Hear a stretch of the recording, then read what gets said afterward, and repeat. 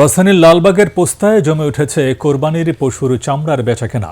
Truck, van ও পিকআপে করে রাজধানীর বিভিন্ন এলাকা থেকে কাঁচা চামড়া নিয়ে আসছেন ফরিয়া ও মৌসুমি ব্যবসায়ীরা। তাদের অভিযোগ, সিন্ডিকেটের দৌলতে ন্যায্য মূল্য পাচ্ছেন না তারা। আড়তদাররা বলছেন, লবণের দাম বৃদ্ধি ও আনুষঙ্গিক খরচ বেড়ে যাওয়ায় দাম বাড়ানো সম্ভব হচ্ছে না। এদিকে বাণিজ্য মন্ত্রী বলেন, চামড়া শিল্পের উন্নয়নে কাজ করছে সরকার। সাজ্জাদ জাহানের রিপোর্ট। পাড়া মহল্লা থেকে কোরবানির পশুর চামড়া নিয়ে রাজধানীর সায়েন্স ল্যাব মোড়ে আসেন মৌসুমি ব্যবসায়ীরা।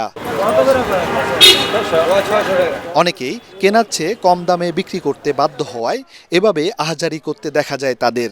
আমি মানুষের কাছে টাকা পয়সা হাওলাত করে আমি 4 ট্রাক মাল আনছি, আমারে তারা রেট বলছে একটা, এখন বলে আরেকটা। ভাই এবারে শুধু 400 টাকা করে গাড়ি ভাড়া দিয়ে লোকজন খাড়াইয়া যদি 2 পয়সা লাভ না করা যায়, তাহলে তো আমরা অনেক ক্ষতিগ্রস্ত হব। এখন যদি এই সিন্ডিকেট যদি থাকে, তাহলে তো মনে করেন যারা এতিমখানা যারা 420, 520, 1020 যারা চামড়া আছে, তারা তো মনে করেন কি লাভ। গরিবের হক নিয়ে তারা কেন এইসব বিজনেস, নোংরা বিজনেস করতেছে। বড় সাইজের গরুর প্রতি পিস চামড়া 700 টাকা আর মাঝারি সাইজের 500 থেকে 600 টাকায় বিক্রি হচ্ছে। যে রেটটা সরকার ঘোষণা করছে, এই রেটটা ট্যানারির মালিকরা তো আমাদের থেকে কিনে না।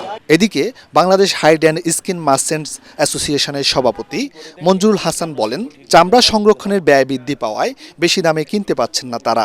একটা চামড়া লবণ দেওয়াতে শুরু করে ক্যারিং খরচ সবকিছু মিলে একটা চামড়ার মধ্যে 3 থেকে 400 টাকা খরচ হয়। 300 টাকার চামড়া নিলে তো 700 টাকা পড়বে, 700 টাকার চামড়া নিলে 1100 টাকা পড়বে। চামড়ার দাম কোথায় কম?